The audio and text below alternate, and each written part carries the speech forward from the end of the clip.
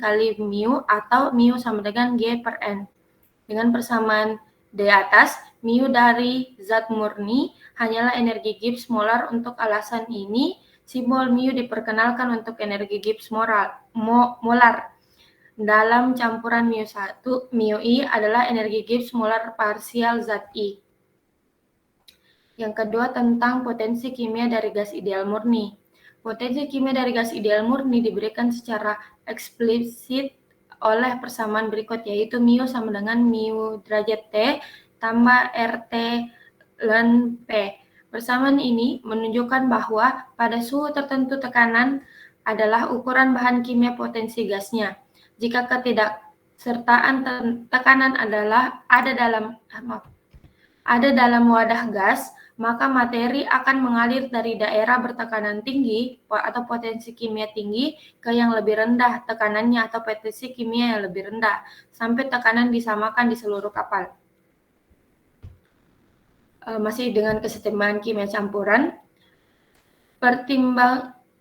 pertimbangkan sistem tertutup pada suatu konstan dan di bawah tekanan total konstan. Sistem ini terdiri dari campuran beberapa spesies kimia yang dapat direaksikan sesuai dengan persamaan 0 sama dengan VI kali AI. Karena T dan P konstan, seiring dengan kemajuan reaksi, perubahan energi Gibbs sebesar sistem diberikan yang menjadi diferensial G sama dengan mu I dNI yang menjadi diferensial G per diferensial TP sama dengan Fi per mu I.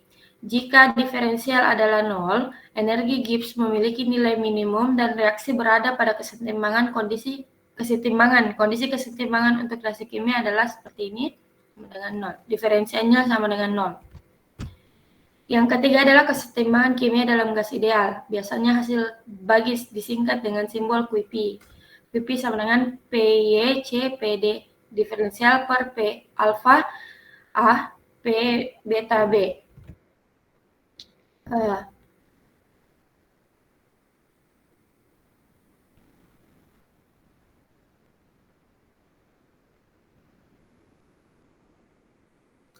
Argumen logaritma disebut hasil bagi tekanan yang tepat pebilangnya adalah produk dari tekanan parsial dari produk kimia yang masing-masing dipangkatkan dari koefisien stoikiometrinya, dan penyebutannya adalah hasil kali tekanan parsial reaktan. Masing-masing dipangkatkan dengan koefisien stoikiometrinya. Biasanya hasil bagi disingkat dengan simbol QP seperti rumus di atas. Itu mungkin dari saya berikan ke teman kelompok saya. Silakan Kak Alim.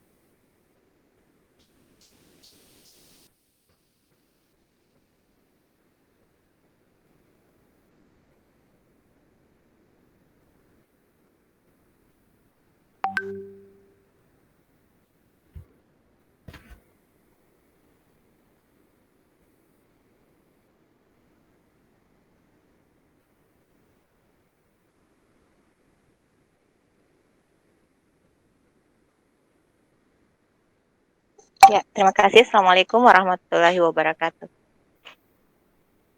Untuk soal kesetimbangan kimia, ini sebenarnya kami sudah menyiapkan beberapa, ada 2 soal, Pak. Uh, Sebelumnya saya mau bertanya, Pak, apakah ini dikerjakan atau dilemparkan dulu, Pak, ke kelompok lain? Langsung dikerjakan. Nanti soal nomor 2 baru dilempar. Jadi diselesaikan dulu kelompoknya sendiri, kemudian soal kedua itu dilempar ke kelompok lain. Kalau kelompok lain tidak bisa jawab, maka nilai poinnya ada di kelompok satu. Tapi kalau kelompok lain bisa menjawab, maka nilainya kelompok satu kurang, kelompok lain lebih tinggi, dapat poin gitu. Oh iya, Pak. Uh, Kami kerjanya di kertas selembar, Pak, atau bagaimana, Pak? Harusnya sudah di sini, tapi tidak apa-apa, kirim Oh saja iya, dulu. oh iya, ada sebenarnya, Pak, kami siapkan. Ya, tidak apa-apa. Saya langsung ditampilkan saja, Pak, atau bagaimana? Boleh, boleh, boleh. Oh iya. Ditampilkan saja. Baik Pak, tunggu dulu. Iya.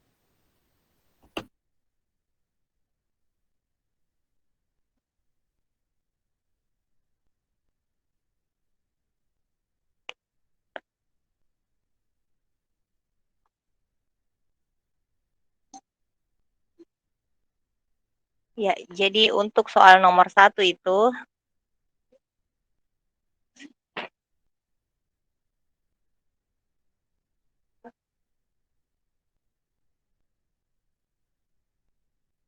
untuk soal nomor 1, bisa di-share screen, Feby?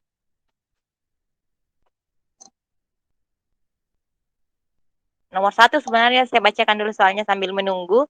Hitung tetapan kesetimbangan reaksi berikut pada suhu 298 Kelvin. Dengan reaksi Na dalam bentuk solid ditambah 1/2 Cl2 dalam bentuk gas, membentuk reaksi kesetimbangan NaCl dalam bentuk solid. Tidak bisa?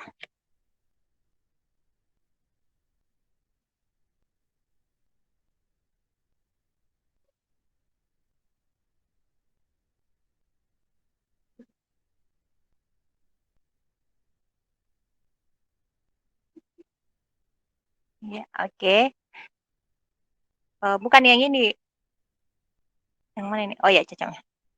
Cacam. Sudah benar. Yang Na. Ya, cacam yang tadi.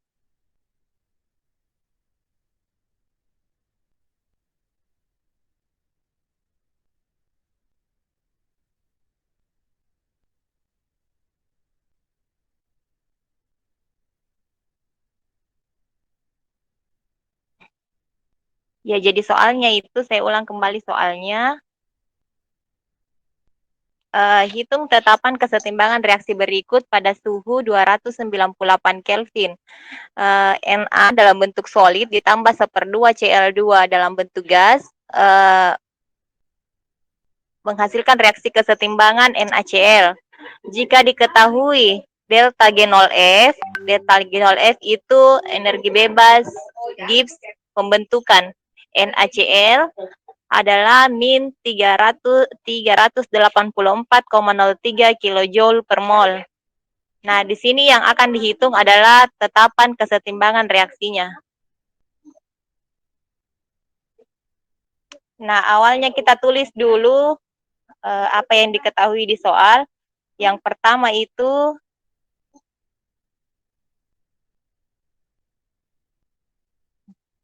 kita tulis reaksinya kembali, kemudian yang diketahui di soal lagi ada suhu, kita disimbolkan T, T-nya itu 298 Kelvin, kemudian nanti kita butuh nilai R, nilai tetapan gas ideal, karena kita di sini menggunakan satuan joule, jadi kita menggunakan nilai 8,314 joule per Kelvin mol. Energi bebas Gibbs pembentukannya delta G0F untuk NaCl itu sama dengan min 38,03 kJ per mol. Nah, kita ubah dulu dalam bentuk joule supaya satuannya sama dengan tetapan gas ideal tadi. Jadi min 384.030 joule per mol. Kemudian di sini delta G0 F untuk Na sama dengan 0, delta G0 F Cl2 juga sama dengan 0. Ditanyakan berapakah G-nya?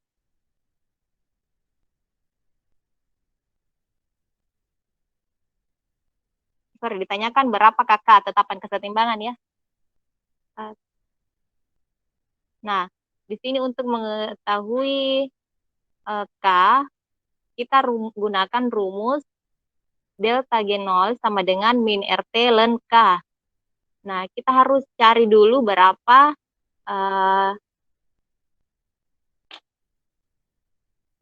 delta G0-nya. Ya, oke, karena di sini delta G0 Na, ini kan rumusnya untuk menghitung delta G0 R-nya itu sama dengan delta G0 F NaCl dikurang delta G0 F-nya Na dikurang delta G0 F. Jadi ini sama rumusnya kalau di termodinamika kita menghitung delta H0F. Terus kita ubah rumusnya ln K sama dengan, karena delta G0R sama dengan min RT ln K, jadi ln K-nya sama dengan min delta G0 per RT.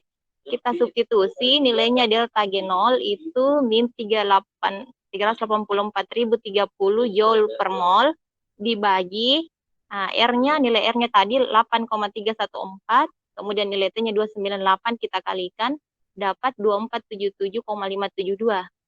Nah, tinggal kita bagi, dan K sama dengan min 384.030 per 2477,572, itu hasilnya, dan K sama dengan 155.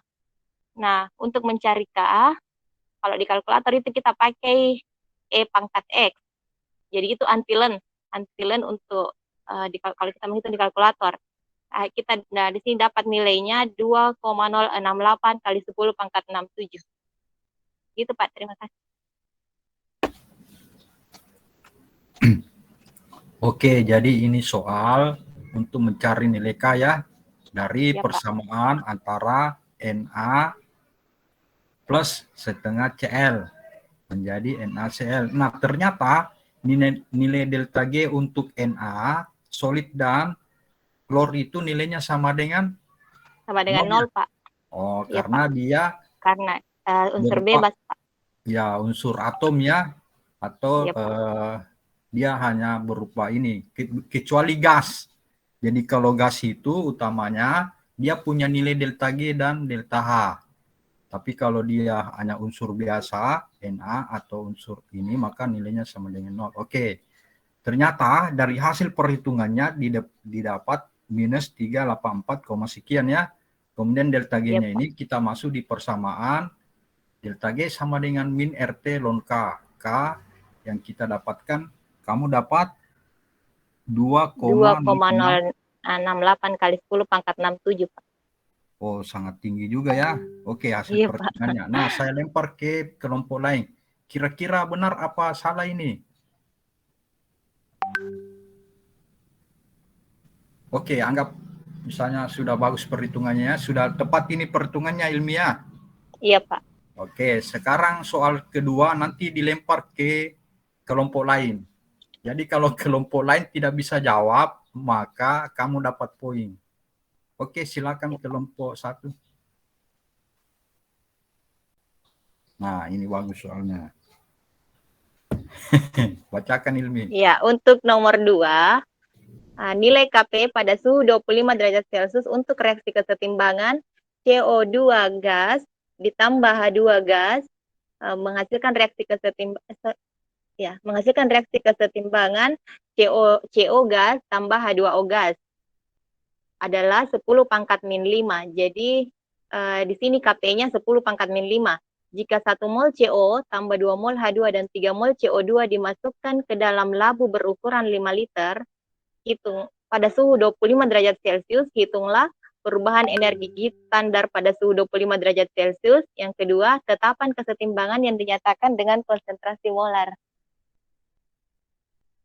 Jadi kelompok 2, 3, 4 silakan merenung, diskusi sama temannya.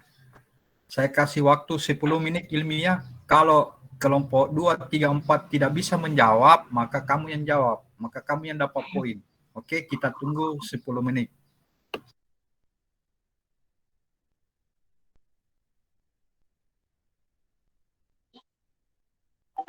Itu misalnya kalau ilmiah atau timnya bisa menjawab, saya verifikasi lagi. Kalau benar, kamu dapat poin.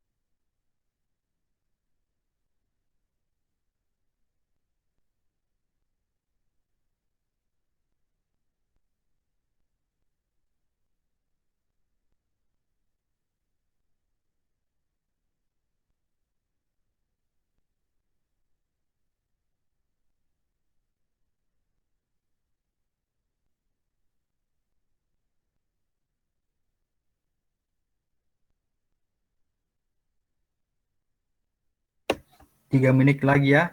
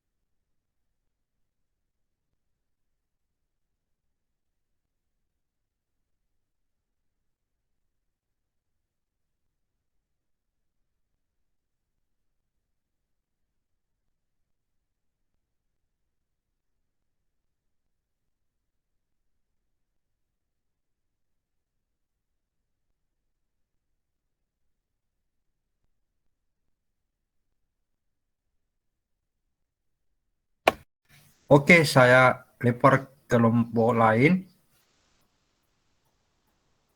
Ada yang bisa menjawab soal dari kelompok 1? Tolong ditampilkan itu tahu soalnya.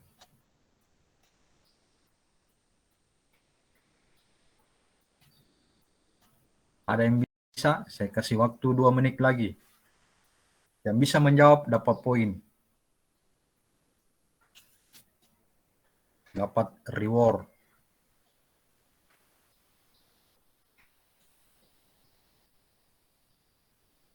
Jadi di sini ada persamaan kesetimbangan kimia.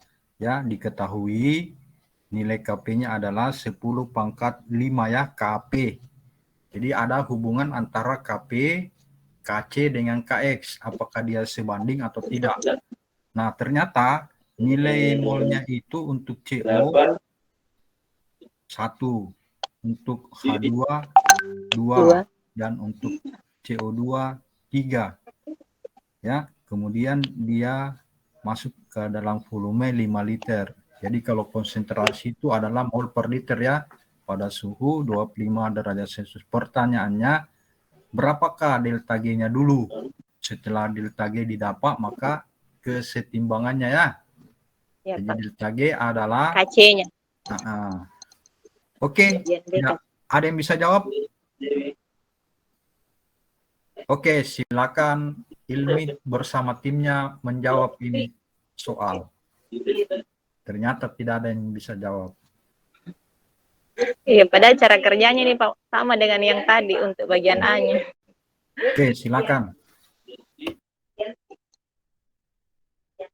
Saya tampilkan nih Pak jawabannya.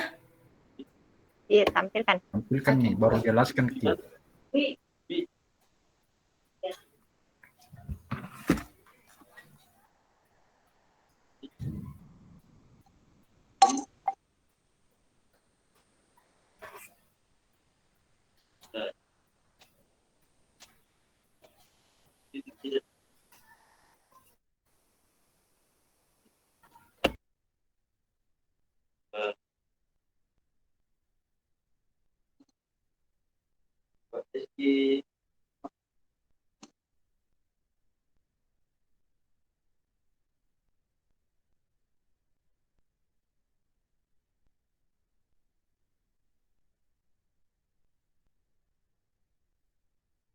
Bisa, Febi? Ayo. Siapa yang mau jelaskan kita? Febi?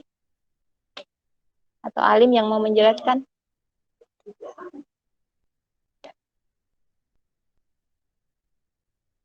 Mungkin Kak Alim Kak, karena saya share screen Kak dulu. Oh.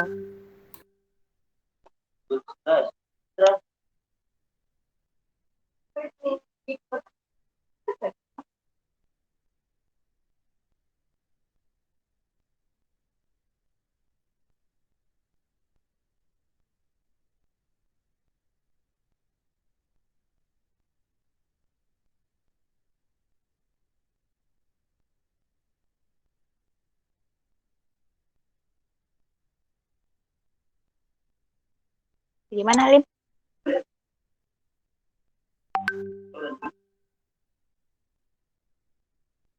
Oh ya, oke. Jadi di sini soalnya saya ulang dulu soalnya tadi.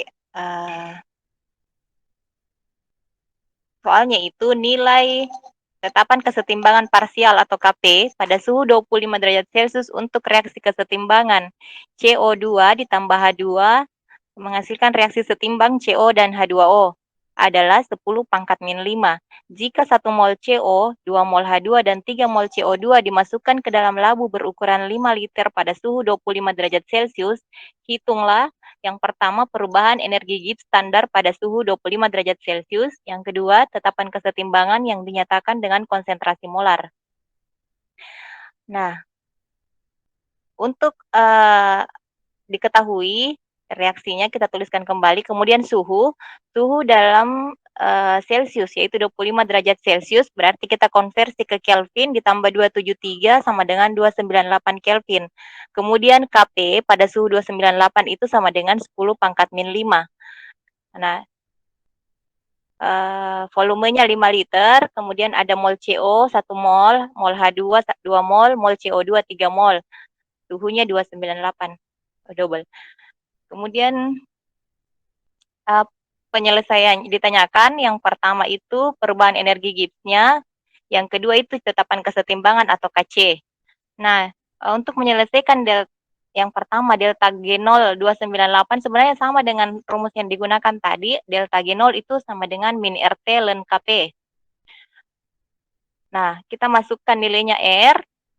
R di sini 8,314 Joule Kelvin min 1 mol min 1 dikali dikali T 298 Kelvin dikali ln Kp berarti ln 10 pangkat min 5.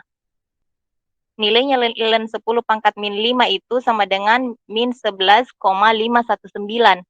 Sedangkan perkalian dari 8,314 dengan 298 itu hasilnya 2477,572.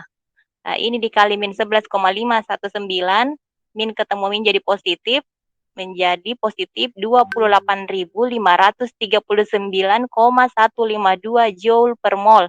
Nah, kita sederhanakan dalam bentuk kilojoule, berarti 28,52 kilojoule per mol. Itu delta G0-nya. Kemudian tetapan kesetimbangan atau KC dirumuskan, KC sama dengan Kp kali bagi RT pangkat delta VI. Nah, VI itu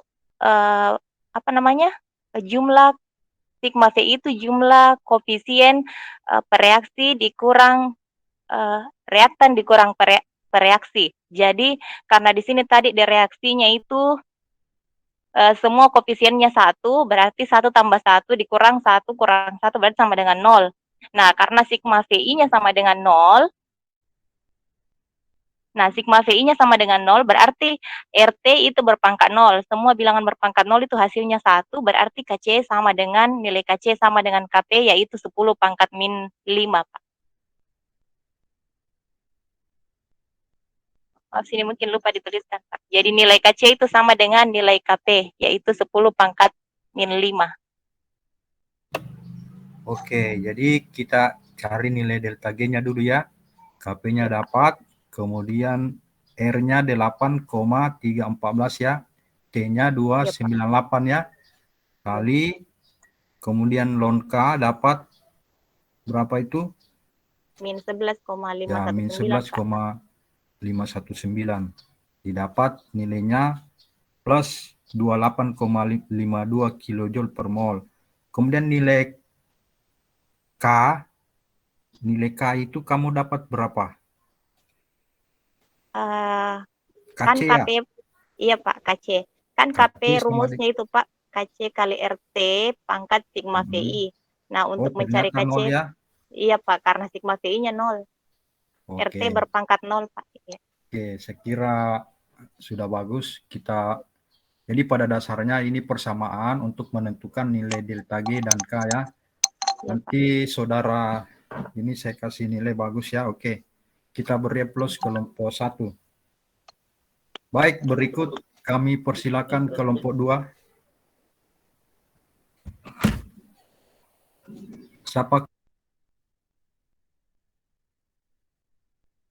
Kelompok 3 kayaknya Pak hari ini.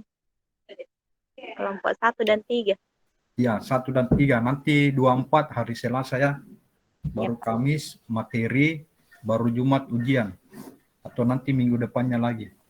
Oke, kelompok 3. Alim.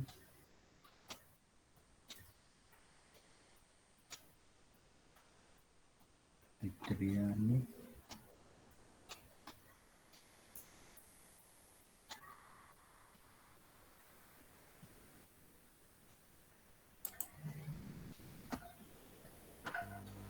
Nur Ilmi pernah jawab pertanyaannya Bapak dulu ya minggu kemarin apa itu? Iya, Pak. Ya, kamu dapat poin 1. Kasih, Pak. Yuk, kelihatan anunya, slide-nya. Iya, kelihatan.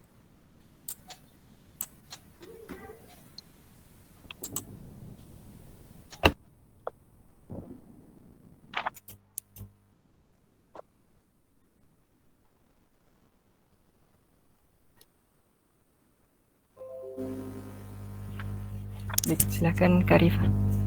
Oke, baik, terima kasih. Assalamualaikum warahmatullahi wabarakatuh dan selamat pagi.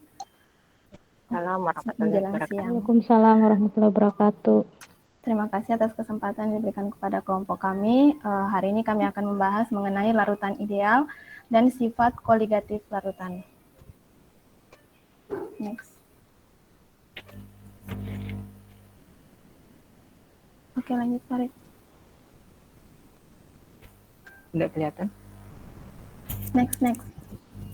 Sudah pindah slide ini, Kak? Belum. Enggak pindah. Oh, belum. Coba. Jangan di screen, jangan di ini. Di apa? Tidak usah dibuka anunya. Slide-nya. Diklik saja. Oke, gini, di mana? Jangan diperbesar slide-nya.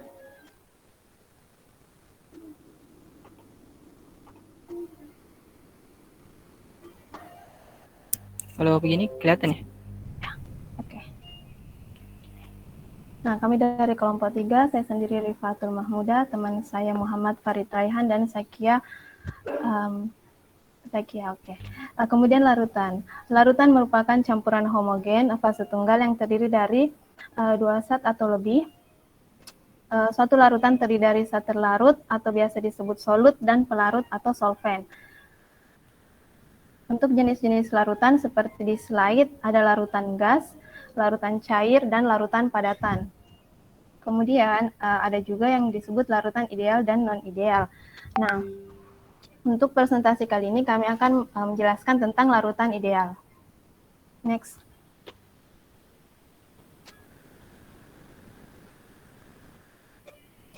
Nah, apa itu larutan ideal? Larutan ideal merupakan larutan di mana gaya tarik antar partikel air dan gaya tarik antar partikel air dengan zat terlarut itu sama. Hukum yang digunakan dalam larutan gas ideal itu adalah hukum Raoult, seperti ditampilkan pada gambar 41, di mana itu adalah hubungan antara fraksi mol zat terlarut dengan tekanan uap larutan. Dan ketika fraksi mol zat terlarut bernilai 0, maka tekanan uap larutan itu sama dengan tekanan uap dari pelarut itu sendiri. Sedangkan ketika fraksi mol zat terlarut meningkat, maka tekanan uap dari pelarut murni akan menurun. Oke, next. Lanjut lagi. Sudah pindah, Kak? Lagi. Oh. Nah, baik. Seperti pada gambar 42 tadi yang menjelaskan tentang hukum Raoult. Jadi hukum ini menyatakan bahwa tekanan uap pelarut suatu larutan itu sama dengan tekanan uap pelarut murni dikalikan dengan fraksi mol dari pelarut di dalam larutan. Sehingga persamaannya dituliskan bahwa nilai P sama dengan X dikali P0. Nah, dari persamaan hukum Raoult ini, maka kita substitusi nilai P, P0 dikurang P sama dengan P0 dikurang XP. Dan X di sini kan disubstitusikan dengan 1 dikurang X2, sehingga menjadi persamaan P0 dikurang P sama dengan X2 dikali P0. Dalam suatu larutan yang mengandung beberapa zat terlarut involatil, penurunan tekanan uap itu bergantung pada jumlah fraksi mol berbagai zat terlarut. Dalam campuran gas, rasio tekanan parsial uap air terhadap tekanan uap air murni pada temperatur yang sama disebut dengan kelembapan relatif. Jika dikalikan 100, maka disebut dengan persen kelembapan relatif. Persamaannya itu adalah RH sama dengan P0 per P, atau persen RH sama dengan P0 per P dikali 100. Oke. Nah, sekarang adalah bentuk analitik potensial kimia dari larutan zat ideal. Jika larutan ada dalam kesetimbangan dengan uap, maka persamaannya adalah potensial kimia larutan sama dengan potensial kimia uap, di mana potensial kimia pelarut sama dengan dalam fase cair sama dengan potensial kimia pelarut dalam fase uap. Sehingga persamaannya itu seperti pada persamaan 4-4, yaitu mu liquid sama dengan mu vapor ditambah dengan RT ln P. Dengan menggunakan hukum Rolle, P sama dengan fraksi mol dikali P0, maka diperoleh bahwa potensial kimia pelarut sama dengan potensial kimia pelarut di dalam tekanan uap dikali RT ln P ditambah dengan RT ln X. Jika pelarut murni dalam kesetimbangan dengan uap, maka tekanan menjadi P0. Kondisi kesetimbangannya menjadi mu liquid sama dengan mu vapor ditambah RT ln P, di mana mu liquid adalah potensial kimia pelarut zat cair murni, sehingga persamaannya menjadi mu sama dengan mu0 ditambah RT ln X. Selanjutnya akan dijelaskan oleh teman saya, Muhammad Farid Raihan. Baik, selanjutnya potensial kimia zat terlarut dalam larutan ideal binar, aplikasi persamaan Gibbs-Duhem. Jadi potensial kimia mu2 derajat adalah parsial molar energi bebas Gibbs dari suatu spesies. Persamaan Gibbs-Duhem dapat digunakan untuk menghitung potensial kimia zat terlarut dari pelarut sistem ideal binar.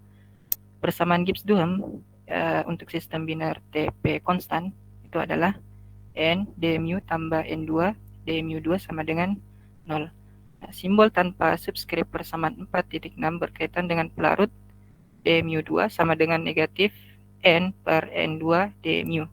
Karena N per N2 sama dengan X per X2, maka d mu2 sama dengan negatif X per X2 d mu.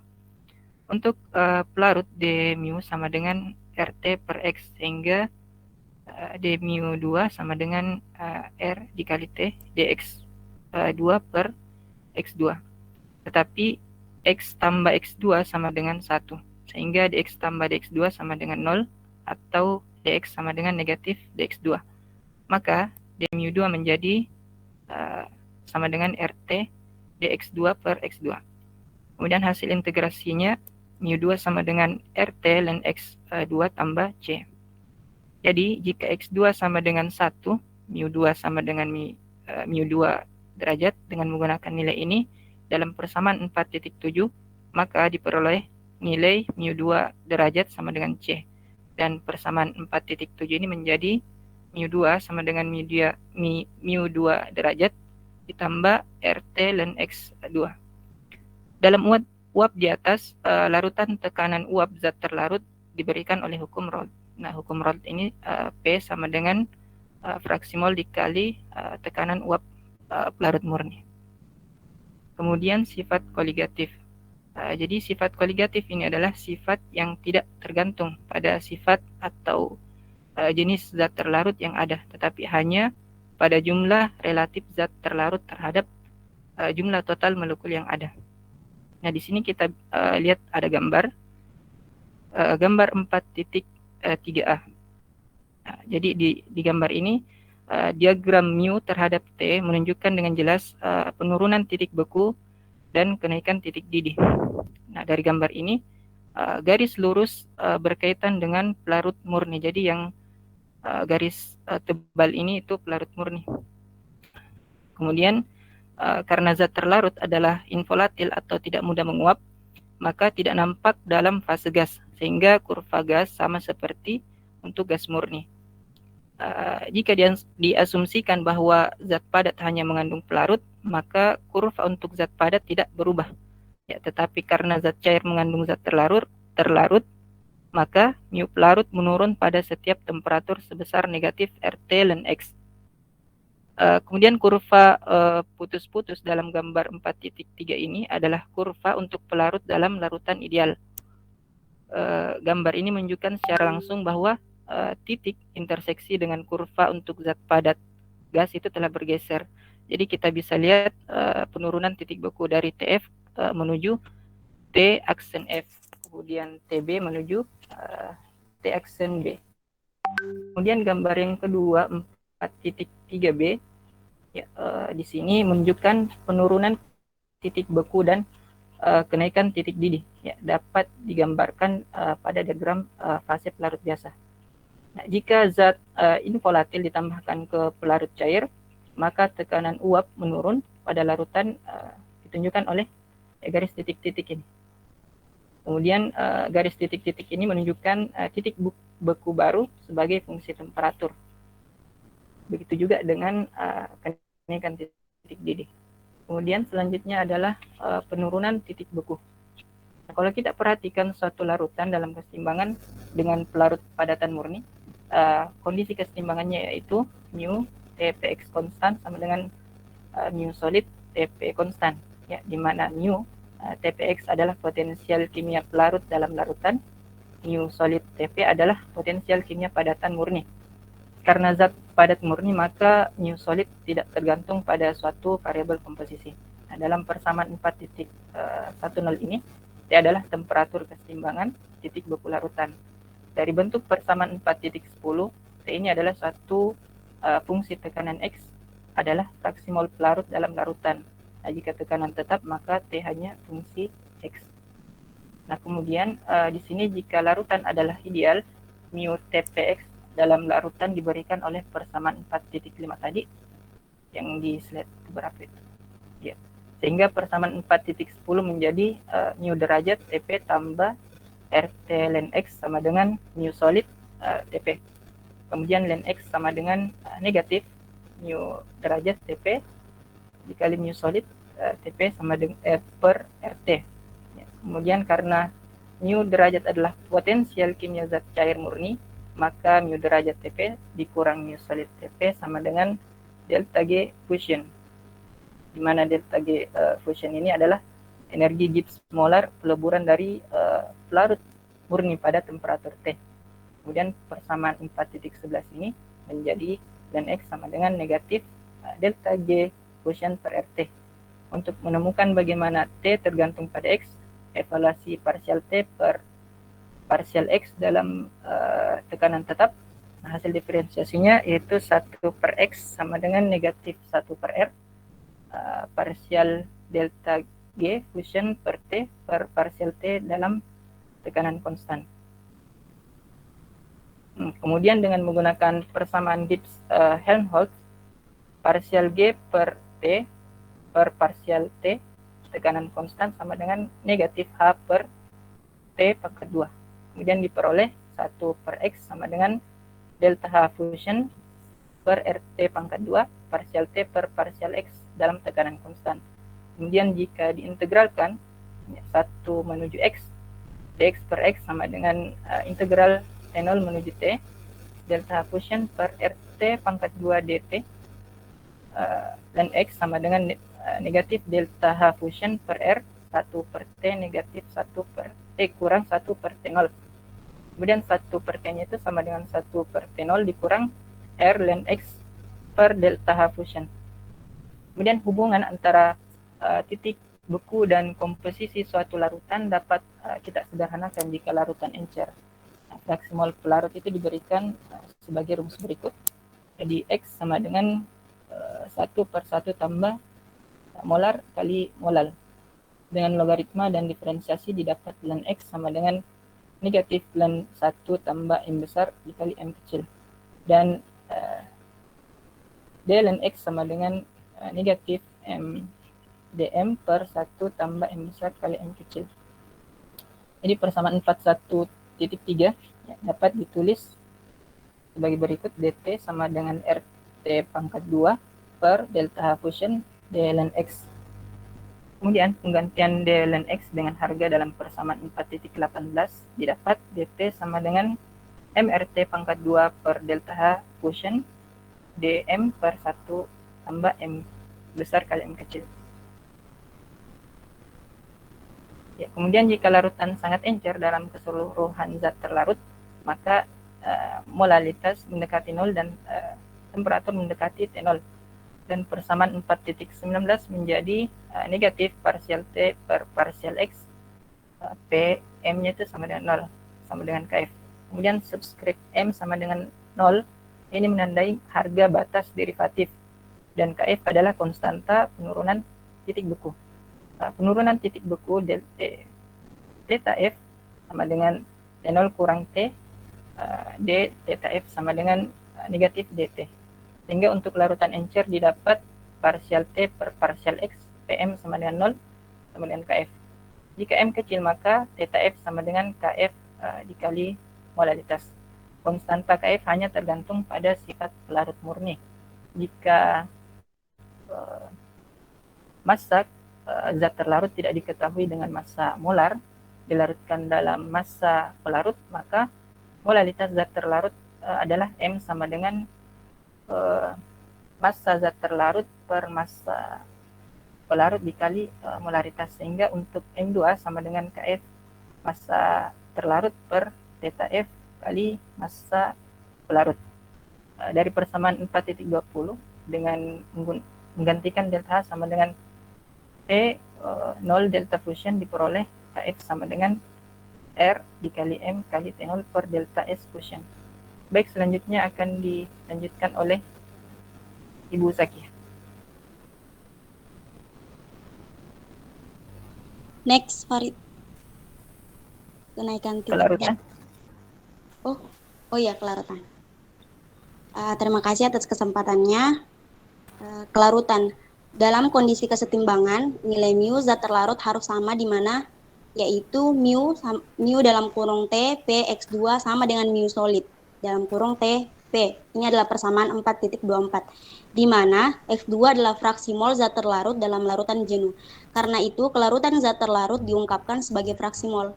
Jika larutan ideal, maka mu 0, mu derajat dalam kurung TP ditambah RT ln X2 sama dengan mu solid dalam kurung TP. Di mana mu 2 derajat dalam kurung TP adalah potensial kimia zat terlarut cairan murni. Nah, persamaan yang sesuai persamaan 4.15 yang sebelumnya, yaitu ln X2 sama dengan min delta H per R dalam kurung 1 per T dikurang 1 per T0. Nah, delta H adalah panas peleburan zat terlarut murni, T0 titik beku zat terlarut murni. Dengan menggunakan delta H fuse sama dengan T0 delta S dalam persamaan 4.25 diperoleh ln X2 sama dengan min delta S per R dalam kurung 1 dikurang T0 per T. Next, Farid.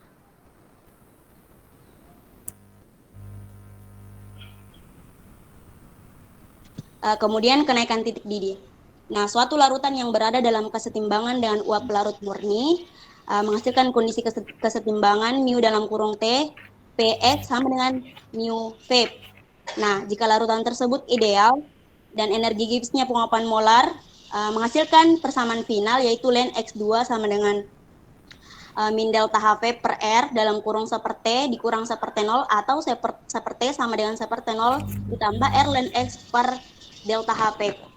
Nah, titik didih T larutan diungkapkan dalam terminologi panas, penguapan, dan titik didih pelarut murni, delta HP dan T0 dan fraksi mol X pelarut dalam larutan.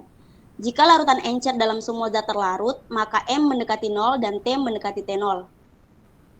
Konstanta kenaikan titik didih didefinisikan dengan KB sama dengan delta T per delta M dalam kurung PM sama dengan 0 atau sama dengan MRT pangkat 2 per delta V PEP. Nah, kenaikan titik didih theta B sama dengan T dikurang T0 sehingga D theta B sama dengan DT. Selama M adalah kecil, persamaan 4.30 terintegrasi menjadi theta B sama dengan KB kali M. Nah, kenaikan titik didih digunakan untuk menentukan berat molekul zat terlarut dalam cara yang sama sebagaimana penurunan titik beku.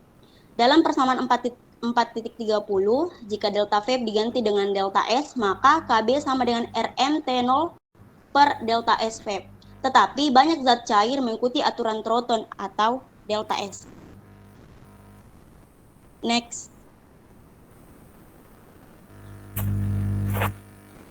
Kemudian untuk tekanan osmotik. Gejala osmosis adalah perjalanan pelarut murni ke dalam larutan. Yang keduanya terpisah oleh membran semipermeabel, yaitu membran yang dapat diresapi oleh pelarut tetapi tidak oleh zat terlarutnya. Tekanan osmosis adalah tekanan yang harus diberikan kepada larutan agar alirannya berhenti. Satu contoh terpenting dari osmosis adalah transfer fluida melalui membran sel, yang juga merupakan dasar osmometri, yaitu penentuan massa molar dengan pengukuran tekanan osmosis, terutama makromolekuler. Tekanan berlawanan berasal dari bagian atas larutan yang dihasilkan oleh osmosis itu sendiri. Persamaan Van Hoff. Persyaratan kesetimbangan adalah bahwa potensial kimia air harus memiliki harga yang sama pada setiap sisi membran pada setiap kedalaman dalam gelas. Kesamaan potensial kimia ini dicapai dengan suatu beda tegangan pada kedua sisi membran. Pada kedalaman tertentu, pelarut di bawah tekanan P, sedangkan larutan di bawah tekanan P tambah P. Jika mu dalam kurung Tp tambah mu X adalah potensial kimia pelarut dalam larutan di bawah tekanan P tambah mu dan mu 2 derajat dalam kurung Tp, pelarut yang murni di bawah tekanan P, kemudian kondisi kesetimbangannya adalah mu dalam kurung Tp tambah mu X sama dengan mu 2 derajat dalam kurung Tp, dan juga mu derajat dalam kurung Tp tambah mu tambah RT ln X sama dengan mu 2 derajat dalam kurung TP. Next. Nah, dari persamaan fundamental pada T konstan, didapat D mu 0, D mu derajat sama dengan V derajat dP. Kemudian persamaan 4.34 menjadi 4.35. Nah, dalam persamaan 4.35, V derajat itu adalah volume molar pelarut murni.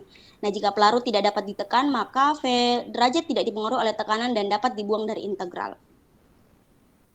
Untuk konsentrasi zat terlarut, ln X sama dengan ln dalam kurung 1 dikurang X2. Jika larutan adalah encer, maka X2 kurang dari 1. Logaritma dapat diekspansi dalam deret, ln dalam kurung 1 dikurang X2 sama dengan min X2 sama dengan min N2 per N tambah N2 atau sama kurang N2 per N. Nah, karena N2 lebih kecil daripada N dalam larutan encer, maka persamaan 4.36 menjadi Pi sama dengan N2 RT per NV derajat. Kemudian jika larutannya encer, maka N2 sangat kecil sehingga Pi sama dengan N2 RT per V atau Pi sama dengan CRT. Nah, persamaan ini adalah persamaan Van Hoff untuk tekanan osmotik. Next. Kemudian untuk pengukuran tekanan osmotik.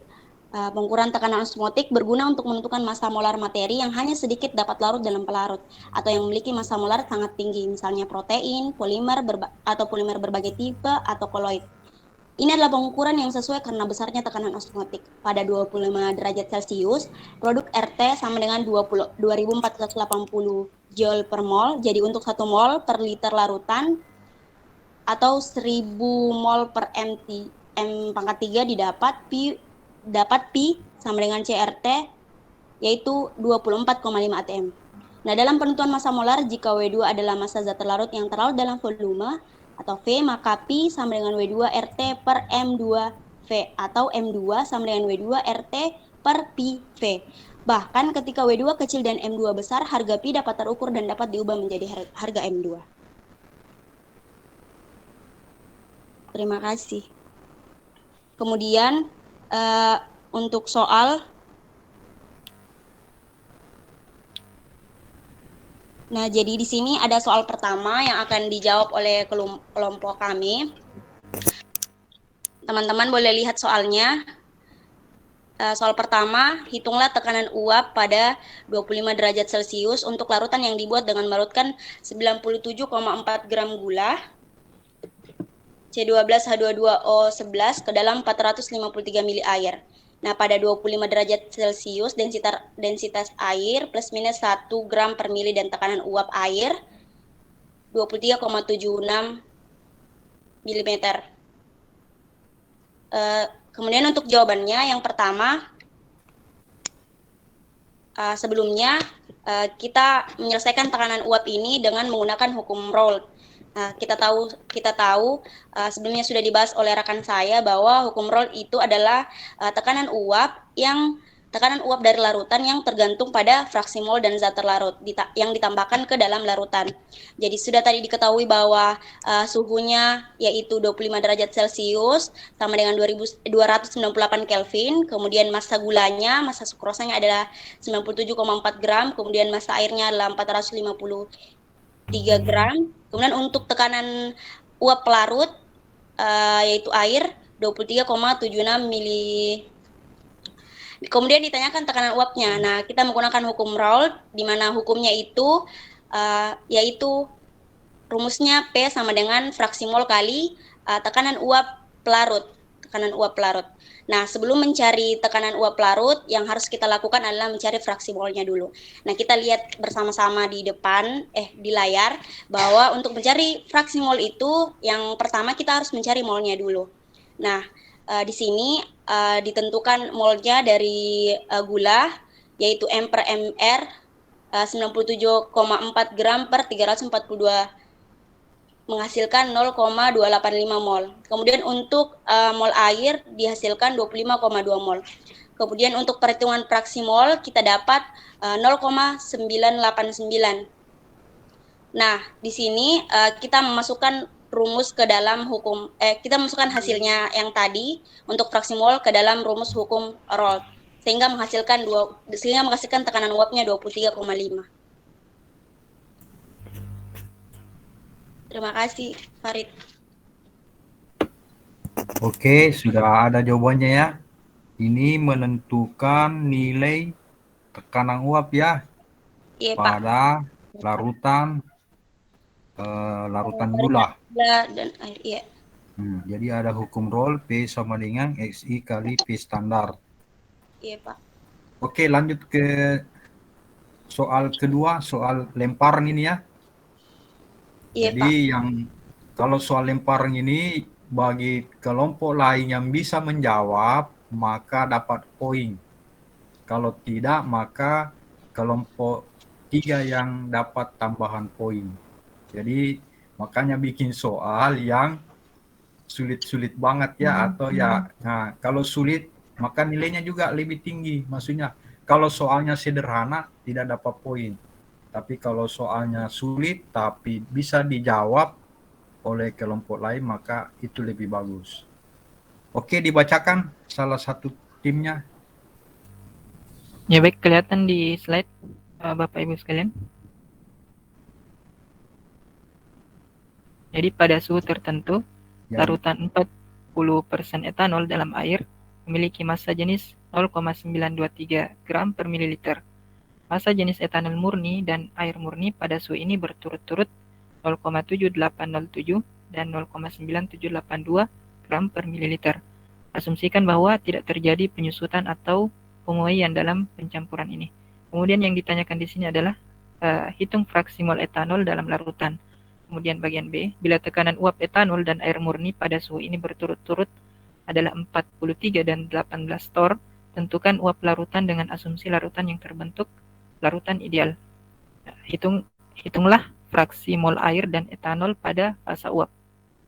Nah, jadi ada 3 di sini. Jawabannya singkat-singkat saja kayaknya. waktunya 10 menit ya. Silakan merenung. Yang ada peluang menjawab silakan. Kalau benar dapat poin. Itu bagian B, tekanan uap etanol murni itu yang 43 torr. Iya Kak, Oh, iya. murni semua 43 dan etanol dan airnya murni semua. Oh, iya.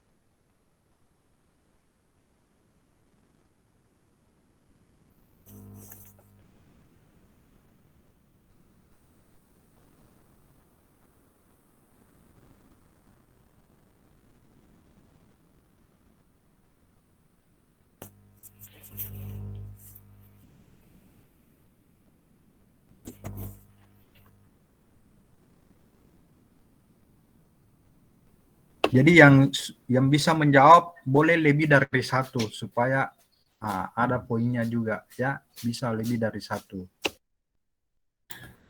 Bisa bertanya, Pak? Ya, kenapa? Untuk fraksi molnya ini, fraksi mol etanol dalam larutan itu yang fraksi molnya etanol saja atau yang digabung sama larutannya juga? Nah, Misalnya air. tanya sama yang bikin soal. Ya, bagaimana kelompok 2? Apa tadi pertanyaannya, Kak? Kan ini fraksi molnya itu apakah fraksi mol alkohol saja atau etanol saja atau sama dengan tambahan airnya? Yang bagian C, Kak? Bagian A etanol saja, Kak. Etanol. Iya. Tapi nanti kan mungkin digunakan, iya. kalau saya tidak salah jawab itu 0,8.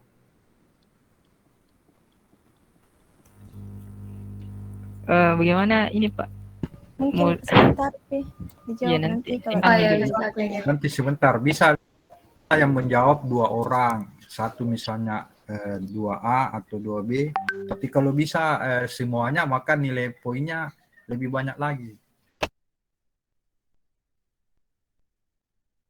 Lagi 5 menit ya, 5-7 menit lah.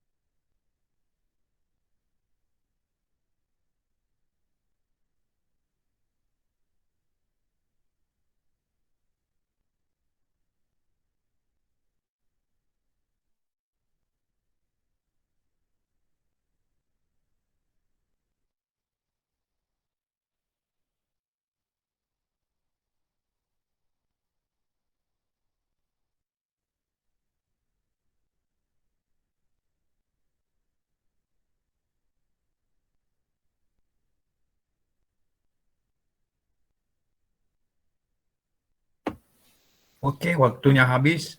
Siapa yang mau menjawab?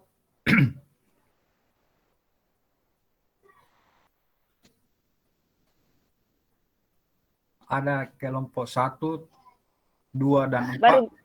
Baru bagian A yang selesai, Pak. Semua ini, Pak. Baru bagian A yang selesai dihitung, Pak. Iya, baru saya mau bilang, Kak. Kasih waktu 5 menit lagi ya. Iya, Pak.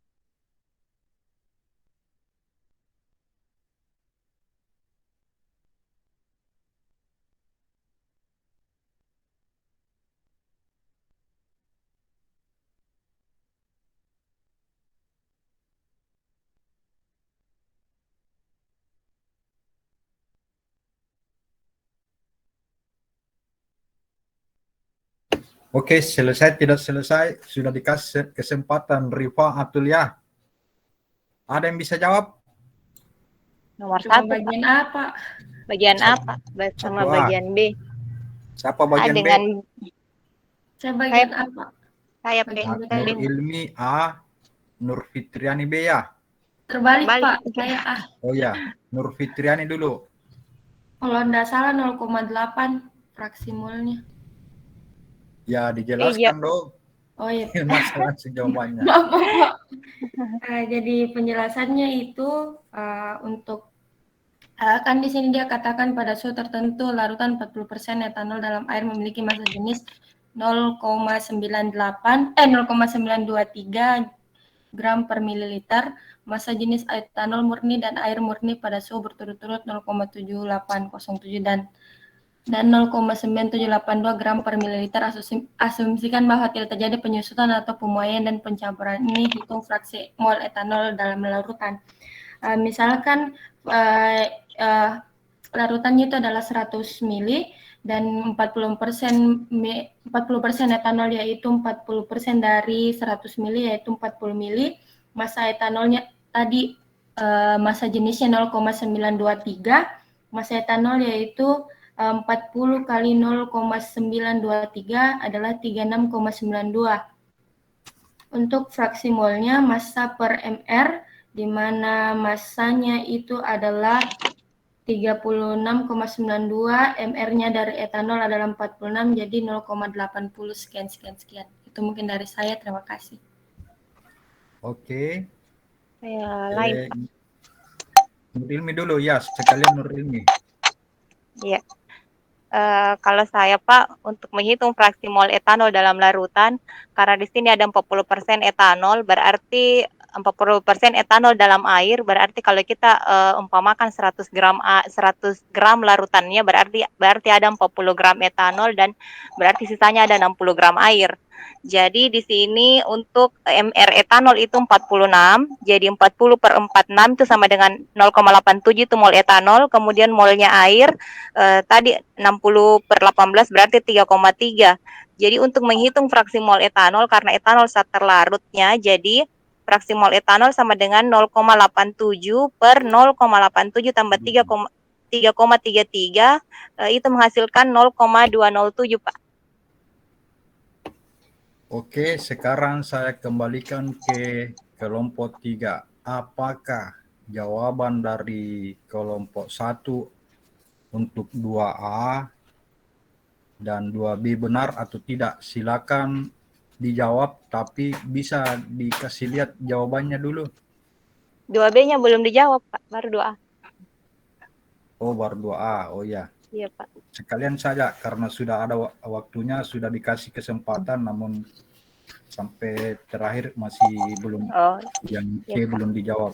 Oke, silakan Pak atau Rifa. Atau saya sebutkan dulu hasilnya bagian B, Pak, yang saya dapat. Ya, berapa? Kalau bagian B, Pak, saya dapat tekanan uap larutannya itu 14,274. Oke, silakan dijawab dulu, ya ditampilkan saja supaya jelas. Nanti dijelaskan sama kelompoknya. Oh ya, mohon maaf ini Pak, kami tulis di catatan, jadi boleh dikirim di grup Pak. Ya? Iya. Oh, dijelaskan saja di Google, di WA. Mungkin dikirim di grup dulu baru dijelaskan. Ya. Ada itu. Iya, kirim gambarnya Kak. Terus kita perhatikan nanti di grup baru kita menjelaskan lewat Google Meet Kak. Iya, ada itu. Iya. Memang Kak share screen Pak. Bisa ya tutup ya. Oh, ada gitu. Oke. Nah, bagaimana Farid? Nomor 1 apakah benar atau salah? Ini kamu dapatnya jawabannya 0,79 ya. Tadi jawabannya Nur Fitriani, apa benar apa salah? Kelihatan. Iya betul Pak. 0,79. Kelihatan? Iya kelihatan. Oke, tadi sebenarnya jawaban dari PB itu 0,79 itu adalah fraksi mol dari air. Karena kalau jawaban dari Kak Ilmi, sebenarnya caranya sudah benar. Hasil untuk fraksi mol etanol itu adalah 0,21. Sementara kita tahu bahwa fraksi mol air ditambah dengan terlarut dengan pelarut itu sama dengan 1, sehingga fraksi mol air itu adalah 1 dikurang dengan fraksi mol dari etanol. Jawabannya adalah 0,79. Tunggu dulu, perasaan yang ditanyakan fraksi mol etanol. Iya, etanol bukan ada fraksi mol air. Benar. Jadi fraksi mol etanol adalah 0,21. Nah, berarti jawabannya 0,21 toh? Iya. Oh iya. Oke, yang terakhir. Iya, terus yang kedua itu karena kita mau menghitung tekanan uap larutan, jadi kita tetap membutuhkan fraksi mol dari air. Nah, fraksi mol air itu adalah 1 dikurang dengan fraksi mol etanol, yaitu 0,79. Jadi tekanan uap larutan itu adalah tekanan uap air dikali fraksi mol air ditambah dengan tekanan uap etanol dikali fraksi mol etanol. Hasilnya adalah 23,25 torr. Betul ya. Jadi ini pakai hukum Rolle ya. Iya. Pak Atul pakai hukum Rolle PH2O kali XH2O ditambah PC2H5OH. Kemudian yang ketiga C, yang C ada ya, yang ketiga. Farid bisa mungkin. Larutan itu.